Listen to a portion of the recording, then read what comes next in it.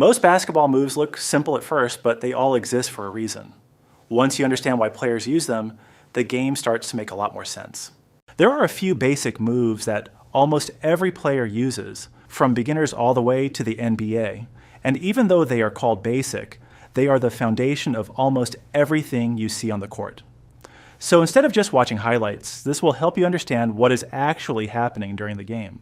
Crossover. The crossover is one of the first moves every player learns, and it's also one of the most important.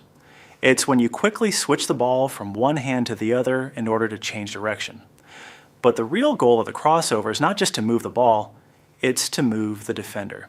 When a defender shifts their weight or takes a step in the wrong direction, even for a split second, that's when the offensive player attacks the opposite side.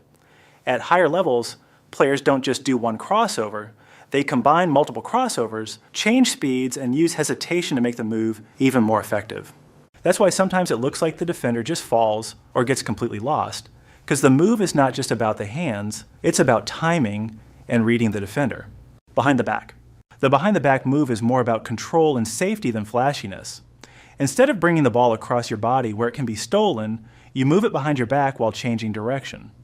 This keeps the ball further away from the defender, especially if they are reaching or applying pressure. It's commonly used when driving toward the basket or when changing direction at high speed. A lot of players use it without even thinking, especially in fast situations, because it feels more secure than a regular crossover.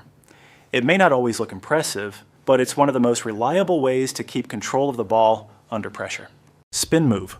The spin move is used when a defender is directly in your path and you need a quick way around them.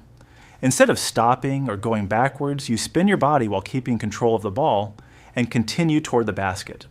This move works best when the defender is too close or commits too hard in one direction.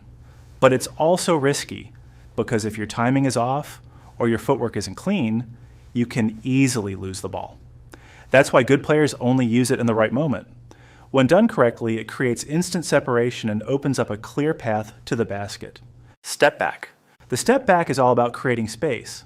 Instead of attacking forward, the player suddenly steps backward to get away from the defender and create room for a shot.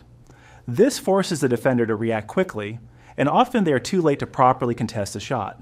The step back became extremely popular in modern basketball, especially with guards and perimeter players, because spacing is so important in today's game.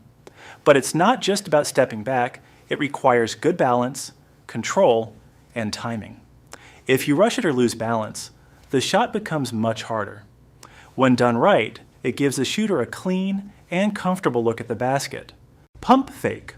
The pump fake is one of the simplest moves in basketball, but it's still very effective at every level. You fake a shot to make the defender think you are about to shoot, and if they react by jumping or moving forward, you take advantage of that mistake. The reason this works so well is because defenders are trained to react instantly to any shooting motion.